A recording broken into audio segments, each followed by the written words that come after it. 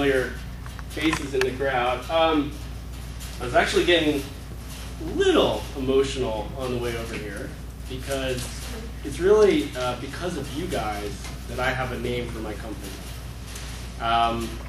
My realization after working at Microsoft for almost 6 years is that most partners have kind of the same cyclical approach. Most partners do a lot of traditional marketing activities, generate some pipeline, close some deals, go heads down into delivery, come up for air 4 months later, and are like, where are my leads?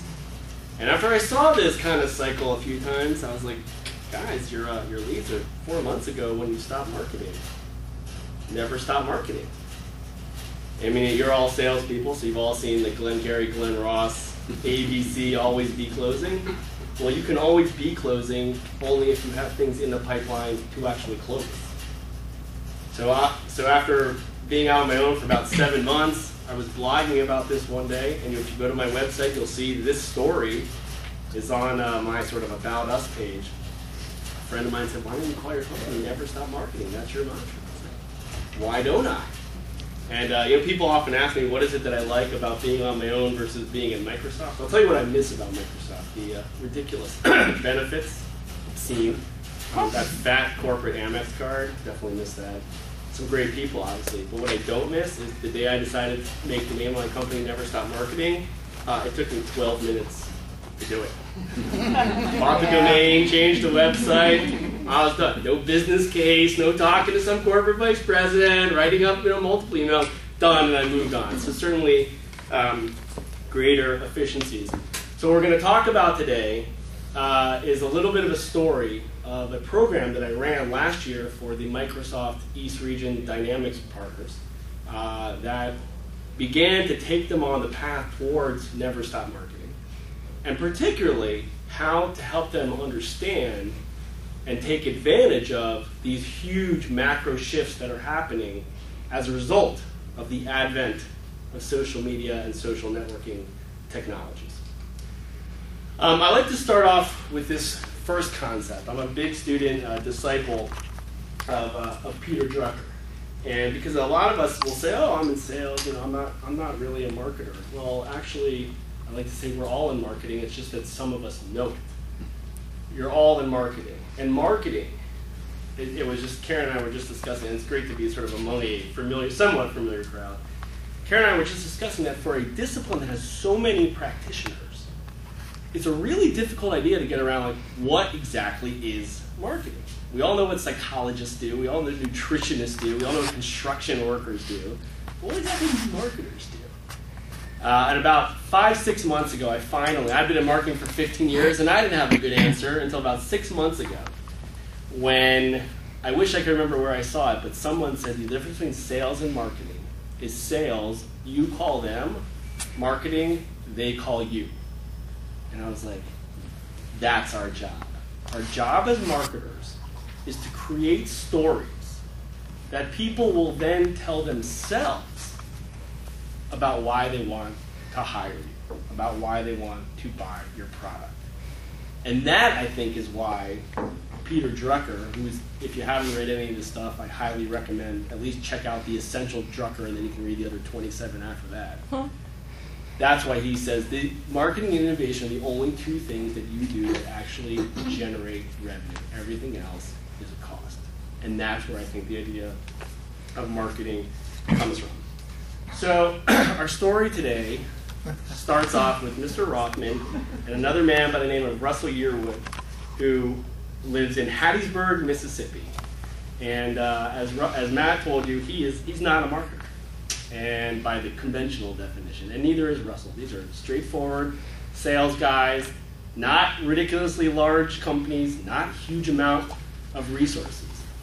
But they decided that their previous approach was no longer working. It was becoming increasingly difficult, increasingly futile. They weren't getting the results that they were looking for. Cold calling people, going to networking events, bottom line, just a lot of frustration.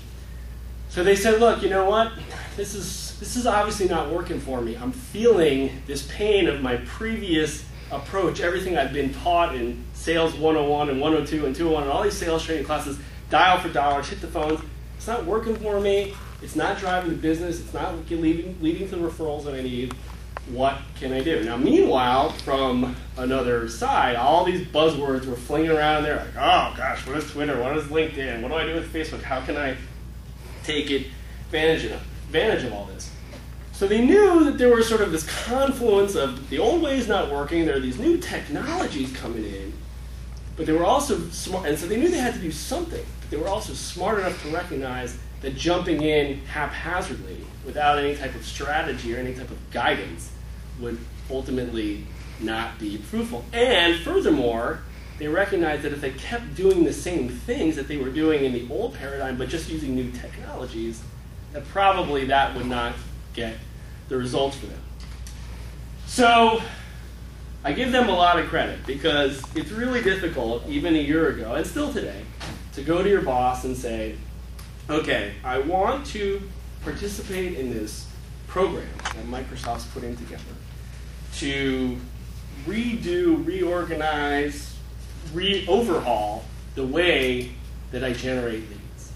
Sales guys, some of you manage them, some of you are sales guys, your job is to be out in front of clients, hitting the pavement, pounding phones, that kind of thing.